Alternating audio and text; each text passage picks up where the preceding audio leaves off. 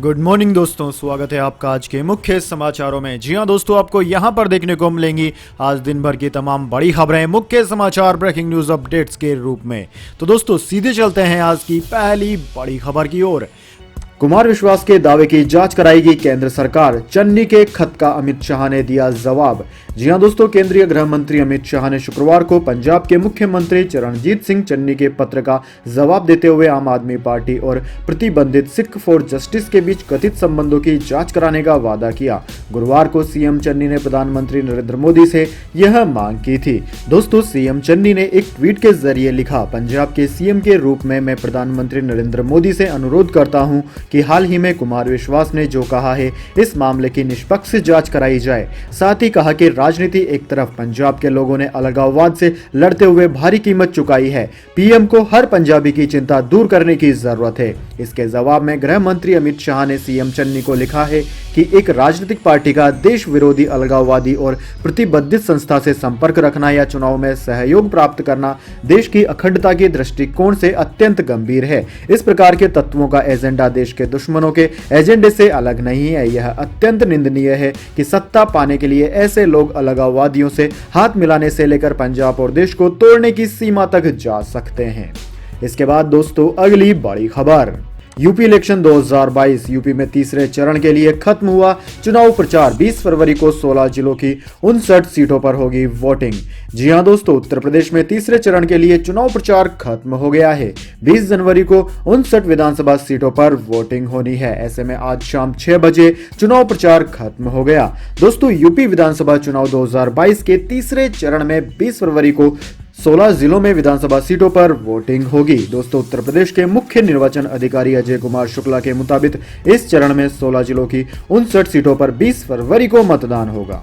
इसके बाद दोस्तों अगली बड़ी खबर, अखिलेश यादव बोले यूपी में नहीं खिलेगा झूठ का फूल, तीसरे चौथे चरण में सपा लगाने जा रही दोहरा शतक।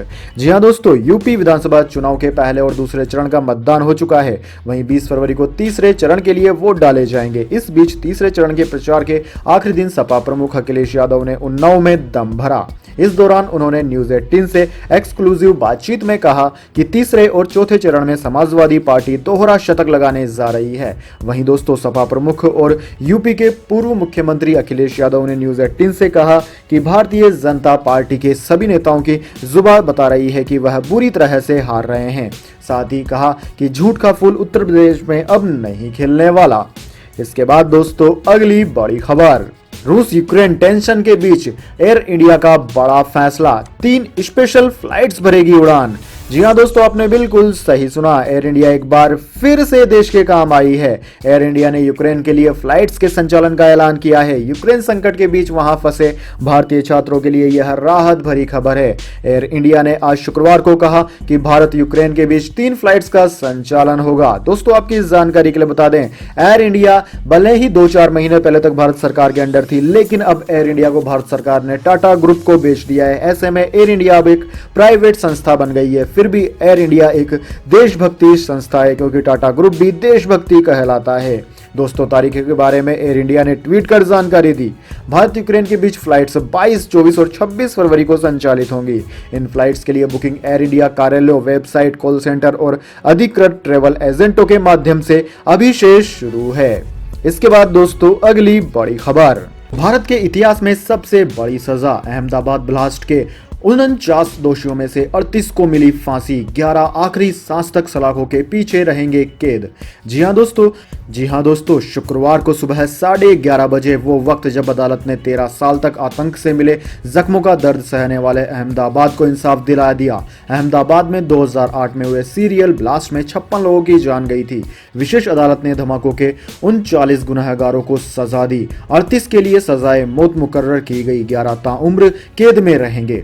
दोस्तों, फैसला ऐतिहासिक है क्योंकि देश के इतिहास में पहली बार एक साथ 38 लोगों को फांसी की सजा सुनाई गई है। इससे पहले केवल राजीव गांधी हत्याकांड ही था, जिसमें एक साथ 26 लोगों को सजा सुनाई गई थी।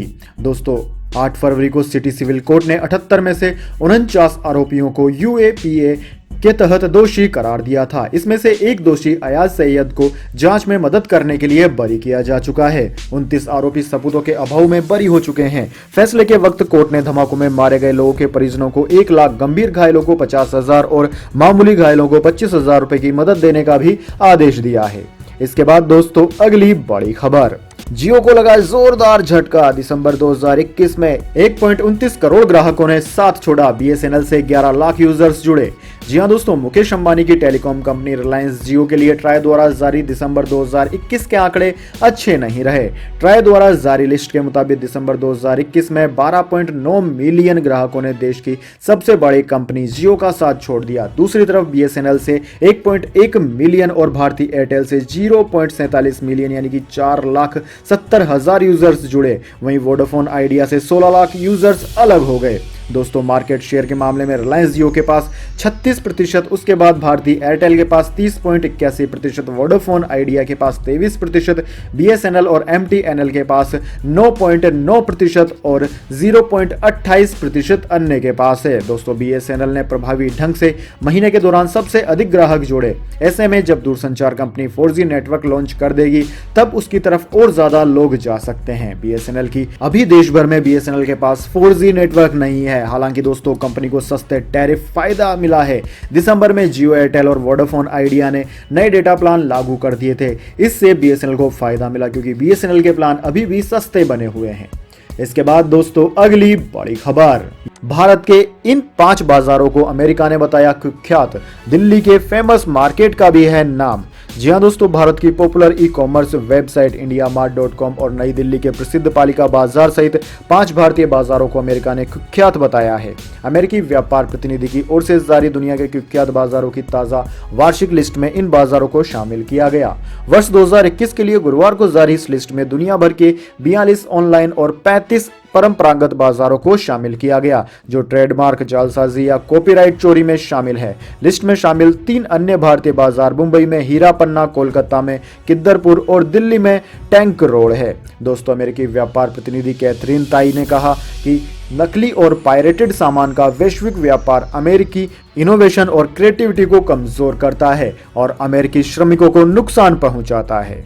इसके बाद दोस्तों अगली बड़ी खबर, पंजाब इलेक्शन, कांग्रेस का घोषणा पत्र जारी। 1 लाख जॉब्स, महिलाओं को हर माह 1100 रुपए देने जैसे वादों की झड़ी। जी हां दोस्तों, कांग्रेस ने शुक्रवार को 20 फरवरी को होने वाले पंजाब विधानसभा चुनावों के लिए अपना घोषणा पत्र जारी कर दिया है। इसमें बड़े वादे किए गए हैं जिसमें महिलाओं के लिए 1100 रुपए प्रति माह देने, 8 मुफ्त रसोई गैस सिलेंडर प्रति वर्ष और 1 लाख सरकारी नौकरियों का वादा किया गया। दोस्तों कांग्रेस ने घोषणा पत्र में शराब और बालू खनन की बिक्री के लिए निगम बनाकर माफिया राज को खत्म करने का भी वादा किया। इस मौके पर सीएम चरणजीत सिंह चन्नी और प्रदेश कांग्रेस प्रमुख नवजोत सिंह सिद्धू मौजूद रहे।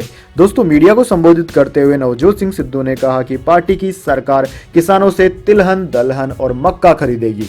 विधानसभा चुनाव के प्रचार के आखिरी दिन कांग्रेस का घोषणा पत्र आया। नवजोत सिंह सिद्धू ने कहा कि पार्टी का 13 सूत्री एजेंडा कांग्रेस नेता राहुल गांधी के दृष्टिकोण को दर्शाता है। सिद्धू ने कहा कि अगर कांग्रेस सत्ता में लौटती है तो पहला फैसला 1 लाख सरकारी नौकरी देने का होगा। इसके बाद दोस्तों अगली बड़ी खबर, एनएसई केस में पूर्व सीईओ चित्रा रामकृष्ण की मुश्किलें बढ़ी। सीबीआई ने जारी किया लुकआउट सर्कुलर। जी हां दोस्तों, नेशनल स्टॉक एक्सचेंज यानी कि एनएसई में अनियमितताओं को लेकर स्टॉक एक्सचेंज की पूर्व सीईओ चित्रा रामकृष्ण की मुश्किलें बढ़ती नजर आ रही है। दोस्तों आयकर विभाग की छापेमारी के बाद अब सीबीआई ने चित्रा पर शिकंजा कसना शुरू कर दिया है। शुक्रवार को सीबीआई ने पूर्व सीईओ चित्रा रामकृष्ण से पूछताछ की। सीबीआई की ओर से चित्रा रामकृष्ण के अलावा रवि नारायण और पूर्व सीईओ आनंद सुब्रमण्यम के खिलाफ लुकआउट सर्कुलर भी जारी किया गया। इससे पहले गुरुवार को आयकर विभाग ने एनएसई की पूर्व प्रबंधन निदेशक एमडी और मुख्य कार्यकारी अधिकारी चित्रा रामकृष्ण और समूह परिचालक अधिकारी आनंद सुब्रमण्यम के खिलाफ टैक्स चोरी के मामले में मुंबई स्थित उनके ठिकानों पर छापेमारी भी की थी। दोस्तों अधिकारियों ने कहा कि इस कार्रवाई का मकसद दोनों लोगों के खिलाफ टैक्स चोरी और वित्तीय अनियमितताओं के आरोप की जांच करना व सबूत जुटाना है। आयकर विभाग की मुंबई जांच शाखा ने रामकृष्ण और सुब्रमण्यम के ठिकानों पर यह छापेमारी की थी। इसके बाद दोस्तों अगली बड़ी खबर, कर्नाटक हाईकोर्ट में राज्य सरकार ने कहा इस्लाम की अनिवार्य प्रथा नहीं है हिजाब। जी हां दोस्तों, कर्नाटक सरकार ने शुक्रवार को कर्नाटक उच्च न्यायालय के समक्ष तर्क दिया कि हिजाब पहनना इस्लाम की एक आवश्यक धार्मिक प्रथा नहीं है और शैक्षणिक संस्थाओं में इसके उपयोग को रोकना धार्मिक स्वतंत्रता की संवैधानिक गारंटी का उल्लंघन भी नहीं है। कर्नाटक सरकार के एडवोकेट जनरल प्रभुलिंग नवदगी ने कर्नाटक हाईकोर्ट की न्यायमूर्ति ऋतुराज अवस्थी, न्यायमूर्ति जे.एम. खाजी और न्यायमूर्ति कृष्णा एम. दीक्षित की फुल बेंच को बताया, हमने एक स्टैंड लिया है कि हिजाब पहनना इस्लाम का एक अनिवार्य धार्मिक हिस्सा नहीं है। एडवोकेट जनरल ने कर्नाटक हाई कोर्ट के सामने यह भी तर्क दिया कि राज्य सरकार का 5 फरवरी का आदेश पूरी तरह से कानून सम्मत था और इस फैसले पर आपत्ति उठाने का कोई ठोस आधार नहीं बनता है। हालांकि उन्होंने स्वीकार किया कि सरकारी आदेश में एकता और समानता के अनुरूप कपड़ों को निर्धारित करने वाले हिस्से को और बेहतर तरीके से लिखा जा सकता था। इसके बाद दोस्तों अगली बड़ी खबर, पूर्व प्रधानमंत्री मनमोहन सिंह की चुनाव में हुई एंट्री। चुनाव के बीच पहला वीडियो जारी किया, कहा मैंने बोला कम काम ज्यादा किया, मोदी सरकार का राष्ट्रवाद है नकली। जी हां दोस्तों, देश के 5 राज्यों में हो रहे चुनाव में पूर्व प्रधानमंत्री डॉक्टर मनमोहन सिंह की भी एंट्री हो गई है। प्रधानमंत्री नरेंद्र मोदी की आबोहर रैली से पहले उन्होंने वीडियो के जरिए केंद्र सरकार पर निशाने साधे। पूर्व प्रधानमंत्री ने कहा कि मोदी सरकार का राष्ट्रवाद नकली है, जो अंग्रेजों फूट डालो और राज करो की नीति पर चलता है। डॉक्टर मनमोहन सिंह ने केंद्र सरकार को चीन के मुद्दे पर भी घेरा। उन्होंने कहा कि 1 साल से चीनी फौज भारत की पवित्र जमीन पर बैठी है। इस सरकार को संविधान पर भरोसा नहीं है। संवैधानिक संस्थाओं को लगातार कमजोर किया जा रहा है। सरकार देश के अंदर ही नहीं बल्कि विदेश नीति के मोर्चे पर भी फेल हुई है। उन्होंने कहा कि आज देश की स्थिति चिंताजनक है। कोरोना के दौर में केंद्र सरकार की गलत नीतियों के कारण एक तरफ अर्थव्यवस्था गिरी, महंगाई और बेरोजगारी से लोग परेशान हैं, दूसरी तरफ 7 साल से सरकार चलाने के बाद भी केंद्र सरकार गलत नीतियों को नहीं मान रही। वह लोगों की समस्याओं के लिए पहले प्रधानमंत्री जवाहरलाल नेहरू को ही जिम्मेदार ठहरा रही है। उन्होंने कहा कि मैं मानता हूं कि प्रधानमंत्री पद का एक खास महत्व होता है। इतिहास पर दोष लगाकर अपने गुनाह कम नहीं हो सकते। प्रधानमंत्री के तौर पर काम कर मैंने ज्यादा बोलने की जगह काम को तरजीह दी है। हमने सियासी लाभ के लिए देश को नहीं बांटा, कभी सच पर पर्दा डालने की कोशिश नहीं की। इसके बाद दोस्तों अगली बड़ी खबर, दिल्ली के सीमापुरी में बंद घर से मिली आईईडी, किराए से रह रहे 3-4 युवक मौके से हुए फरार। जी हां दोस्तों, दिल्ली पुलिस की स्पेशल सेल ने गुरुवार को राजधानी के सीमापुरी इलाके में छापेमारी की, जहां उन्हें एक संदिग्ध बैग में आईईडी मिली। मौके पर एनएसजी भी पहुंच गई है, जो इसे डिस्ट्रॉय करेगी। दोस्तों, पुलिस को दोपहर 2 बजे इलाके में संदिग्ध बैग की सूचना मिली थी। दिल्ली पुलिस की स्पेशल सेल बम स्क्वाड भी मौजूद है।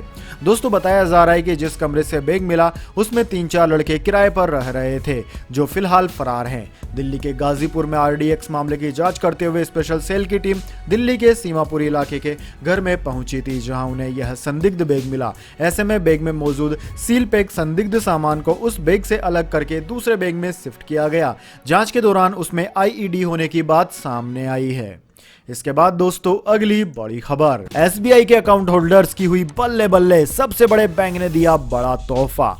जी हां दोस्तों, अगर आपका खाता भी स्टेट बैंक ऑफ इंडिया में है तो यह खबर आपके लिए खुशखबरी के तौर पर है। जी हां दोस्तों, देश के सबसे बड़े bank state bank of India ने अपने सभी ग्राहकों के लिए आरडी पर मिलने वाले ब्याज की दरों में बदलाव कर दिया है। बैंक की तरफ से लागू की गई नई दरें 15 फरवरी से लागू हो गई है। दोस्तों, बैंक की तरफ से बढ़ाई गई आरडी की दरों का फायदा ऐसे ग्राहकों को मिलेगा जिन्होंने आरडी करा रखी है। दोस्तों, बैंक में आप सिर्फ 100 रुपए की न्यूनतम राशि के साथ भी आरडी स्टार्ट कर सकते हैं। वैसे दोस्तों, इस स्कीम के बारे में हम आपको बता देते हैं। 1 साल से लेकर 2 साल तक की आरडी के आपको 5.1% ब्याज मिलेगा। 2 साल से 3 साल तक की आरडी पर आपको 5.2% मिलेगा और 3 साल से 5 साल तक की आरडी के लिए आपको 5.45% ब्याज मिलेगा। इसके बाद दोस्तों अगली बड़ी खबर, राष्ट्रवाद पर भारी चीन का माल, चीनी कंपनियों के सामान की रिकॉर्ड बिक्री। 2020 में बड़े पैमाने पर हुआ था बहिष्कार। जी हां दोस्तों, चीन और भारत के बीच 2020 में हुए सीमा संघर्ष के बाद राष्ट्रवाद की जो लो जगी थी वह धीमी हो गई है। इसकी गवाही चीनी माल की लगातार देश में बढ़ रही बिक्री से मिल रही है। दोस्तों, देश में 3 सबसे बड़ी चीनी इलेक्ट्रॉनिक कंपनियां शाओमी, लेनोवो और वीवो मोबाइल की बिक्री पर कोई भी प्रभाव नहीं पड़ा है, जबकि यह माना जा रहा था कि दोनों देशों के बीच 2020 के सीमा संघर्ष के बाद से चीनी कंपनियों के सामानों पर खासा असर पड़ेगा। इन कंपनियों ने रजिस्ट्रार ऑफ कंपनीज को बताया कि कंप्यूटर निर्माता लेनोवो की 2020-21 में भारत में बिक्री कितनी बढ़ी। हालांकि स्मार्टफोन निर्माता Xiaomi और Vivo की सेल में मामूली गिरावट आई है। लेनोवो ने department of industrial policy and promotion से सीधे सरकारी टेंडर में भाग लेने के लिए मंजूरी नहीं मिलने के बावजूद अपना कारोबार बढ़ाया है। इंडस्ट्री के जानकारों के अनुसार 2020 में कोविड-19 के कारण लगे लंबे लॉकडाउन और प्रोडक्ट सप्लाई को प्रभावित करने वाले कंपोनेंट्स की कमी की वजह से Xiaomi और Lenovo पर असर दिखा है। दोस्तों, भारत में पिछले साल के मुकाबले 6% ज्यादा चीनी सामानों की बिक्री हुई है। तो दोस्तों, यह थी आज की तमाम बड़ी खबरें। इसके बाद दोस्तों बारी आती है आज के माइंड क्यूज क्वेश्चन की। जी हाँ दोस्तों, एक आसान से सवाल का जवाब देकर आप जीत सकते हैं एक अमेजिंग सरप्राइज गिफ्ट हमारे यूट्यूब चैनल की ओर से। तो दोस्तों, आज का सवाल आपकी स्क्रीन पर आ चुका है। पेट्रोल से लगी आग को किस तरीके से बुझाया जा सकता है? जी हाँ दोस्तों, अगर आप जानते हैं इस सवाल का जवाब तो जल्दी से कमेंट बॉक्स में लिख दीजिए। अगर दोस्तों आपका जवाब होता है एकदम सही और आप चुने जाते हैं लकी विजेता के रूप में, तो आपको मिल सकता है एक अमेजिंग सरप्राइज गिफ्ट हमारे यूट्यूब चैनल की ओर से। तो दोस्तों जल्दी से अपना उत्तर कमेंट बॉक्स में लिख दीजिए, वीडियो को लाइक कर लीजिए और चैनल को सब्सक्राइब करके बेल आइकन भी दबा लीजिए। धन्यवाद। वंदे मातरम। जय हिंद, जय भारत।